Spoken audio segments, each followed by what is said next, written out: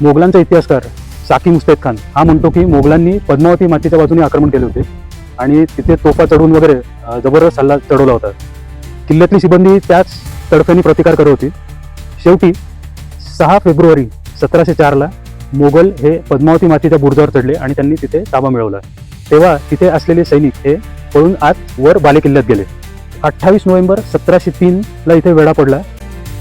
6 February 1704ला Padmavati माचीपर्यंत Mughal फौज आली, पण त्यानंतरही 10 दिवस इथे युद्ध चालू होतं.